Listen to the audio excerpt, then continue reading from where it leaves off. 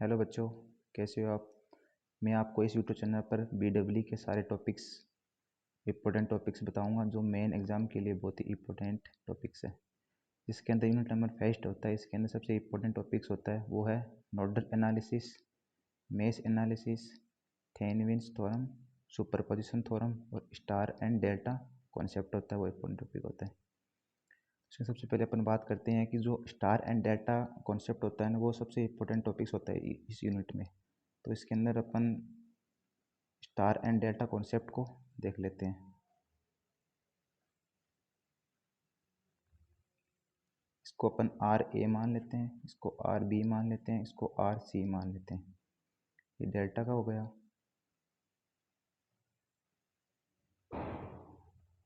ये स्टार का हो गया। इसको R1, R2 और R3 मान लेते हैं। उसके अंदर सबसे पहले अपन बात करते हैं, जैसे अपन को RA निकालना है, वो किस तरीके से निकालेंगे अपन। वो निकालेंगे कि RA निकालेंगे तो अपन R1 इससे निकालना पड़ेगा। तो R1, R2, R2, R3 plus R3, R1 upon में जो RA होगा ना, इसके पहले में कौन है, R3 है, या R3 आ जाएगा। इस प्रकार अपन RB भी निकाल लेंगे और RC भी निकाल लेंगे। ठीक है, इसमें देखते हैं अपन R1 कैसे निकालेंगे। R1 जैसे अपन R1 ये निकालना है हमको, इसको RA और RB है, तो इसको RA RB इसे मल्टीप्लाई करके जितने भी टोटल होंगे ना, वो उसको प्लस कर देंगे। R1 plus R2 plus R3 इस प्रकार हो जाएगा। फिर इस प्रकार अपन R2 निकाल लेंगे, इस प्रकार अपन R3 निकाल लेंगे। ठीक है, सबसे इम्पोर्टेंट टॉपिक है स्टार एंड डेल्टा कॉन्सेप्ट, जो मेन एग्जाम में 100% एक क्वेश्चन इसका पूछा जाता है। ठीक है, अब अपन बात करते हैं यूनिट नंबर 2 की। ठीक है, यूनिट नंबर 2 होता है, इसके अंदर सबसे इम्पोर्टेंट टॉपिक होता है वो होता है average value, RMS value important होती है। और इसके अंदर सबसे इम्पोर्टेंट टॉपिक होता है वो एक होता है 3 पेज पावर मेजर वाला, और एक होता है series and parallel resonance condition होती है। एक RLC इंपॉर्टेंट टॉपिक होता है। एक होती है अपने पास लाइन एंड जो फेज पैरामीटर वाली होती है, इंपॉर्टेंट होती है। इसकी वजह से बता देते हैं को कि जो लाइन एंड जो फेज पैरामीटर होती है सबसे इम्पोर्टेंट टॉपिक्स होता है। सबसे पहले बात करते हैं अपन लाइन पैरामीटर की।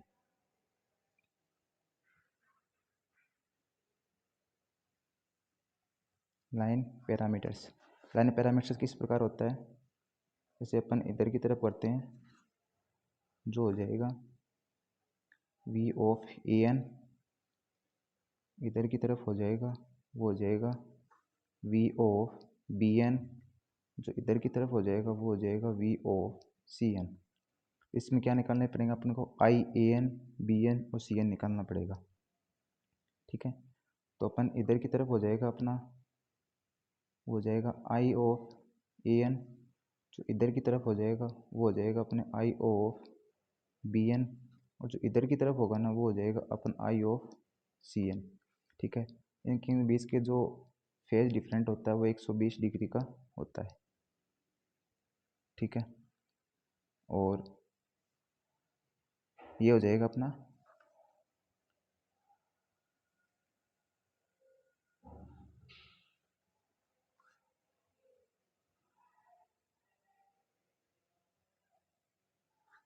जो फेज पैरामीटर हो जाएगा वो अपना ये हो जाएगा। ठीक है, और बात करते हैं अपन लाइन पैरामीटर की। ठीक है, तो लाइन पैरामीटर का किस प्रकार अपन बनेगा, वो बनेगा कि इधर की तरफ हो जाएगा अपना AN, इधर की तरफ BN, इधर की तरफ CN, V of AN, V of BN, V of CN। इसको अपने को निकालना पड़ेगा, वो V के अंदर निकालना पड़ेगा, फिर AB, BC और CA।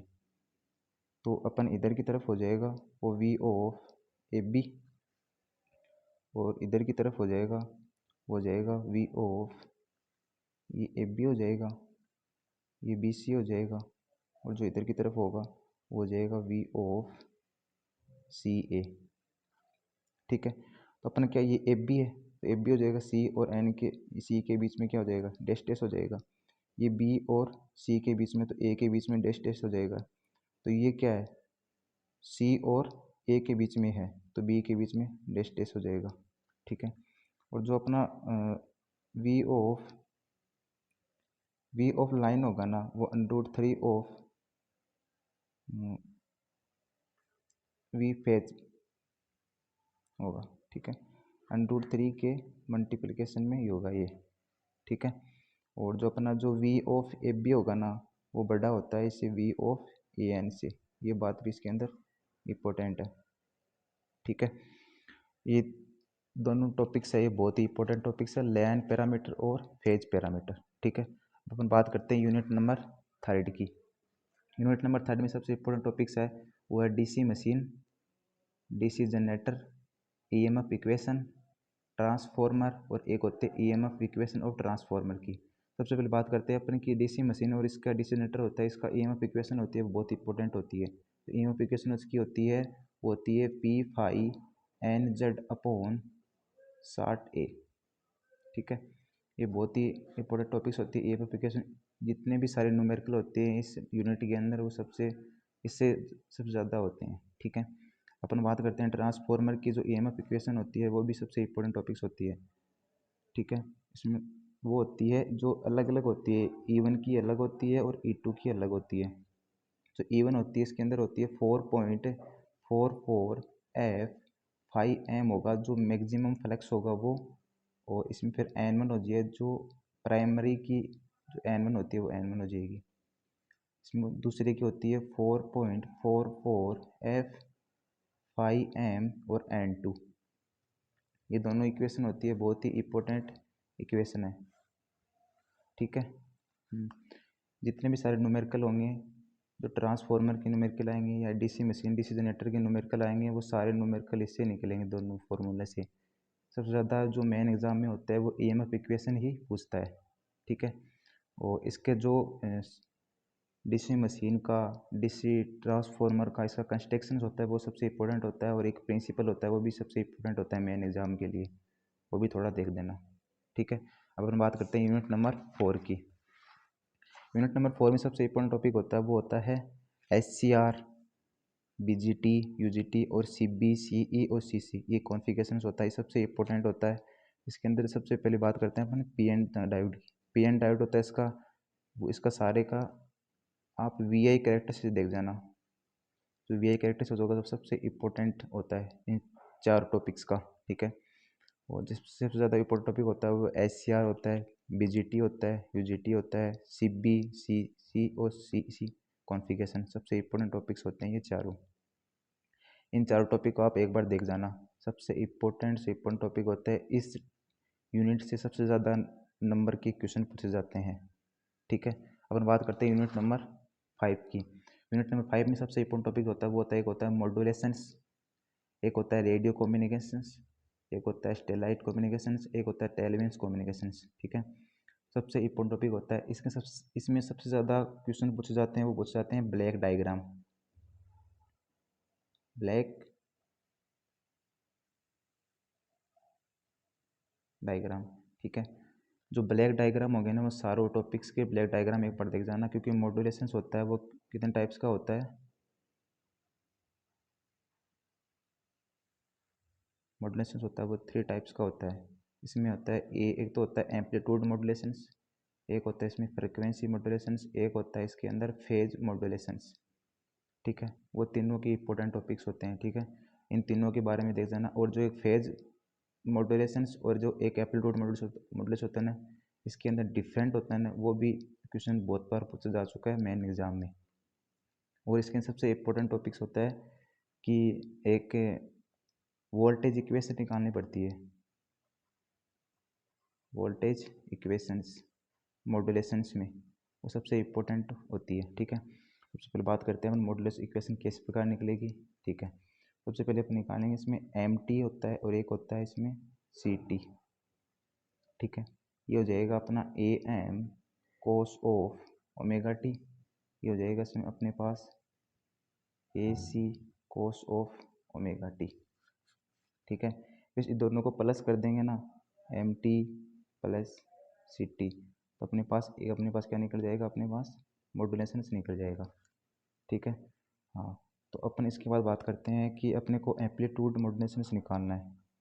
एम्पलीट्यूड मॉड्यूलेशन निकालने के लिए सबसे पहले क्या करना पड़ेगा अपने को, सबसे पहले बात करनी पड़ेगी इसके अंदर कि जो AC प्लस जो AM वाला होता है ना, इसको प्लस कर देंगे अपन पास AM cos of omega T. ठीक है, फिर अपने पास जो AM होता है ना वो होता है AC और KB होता है। ठीक है, तो इसको अपन इसके अंदर पुट कर देंगे। तो पुट करने के बाद क्या आ जाएगा फिर AC plus AC KB cos of omega T. फिर अपन यहाँ से AC को कॉमन ले लेंगे तो 1 plus KB cos of omega T. ये अपने पास क्या आ गया, एम्पलीट्यूड मॉड्यूलेशन आ गया। ठीक है, बहुत ही इंपॉर्टेंट है। यदि आपको पूछ ले कि एम्पलीट्यूड मॉड्यूलेशन क्या होता है तो ये आप ये इक्वेशन को लिख के इसको बता सकते हो ऐसे, जो आपको अच्छा हो जाएगा। ठीक है, और इसके सबसे बात करते हैं अपन वोल्टेज इक्वेशन कैसे निकालते हैं। वोल्टेज इक्वेशन निकालते हैं उसके लिए फॉर्मूला होता है ST का। तो ST इक्वल टू अपन करना पड़ेगा जो अपना एम्पलीट्यूड मॉड्यूलेशन आया है वो लिख देंगे यहाँ पर, और जो कोस ऑफ ओमेगा टी कर देंगे।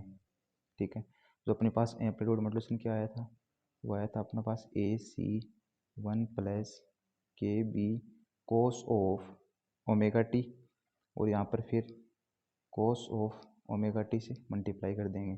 तो अपने पास ये क्या आ जाएगा, ST आ जाएगा। तो ST ये होती है अपने पास वोल्टेज इक्वेशन, जो बहुत ही इंपॉर्टेंट टॉपिक है और ये 3 बार मेन एग्जाम में पूछी जा चुकी है। और एक जो पावर होता है वो भी इम्पोर्टेंट होता है। पावर कंज्यूम क्या होता है, पावर कंज्यूम होती है वो होती है PC equal to PA 1 plus m²/2। इसके अंदर जो PA होगा ना वो क्या होगा, वो होगा AC का होल स्क्वायर बाई 2।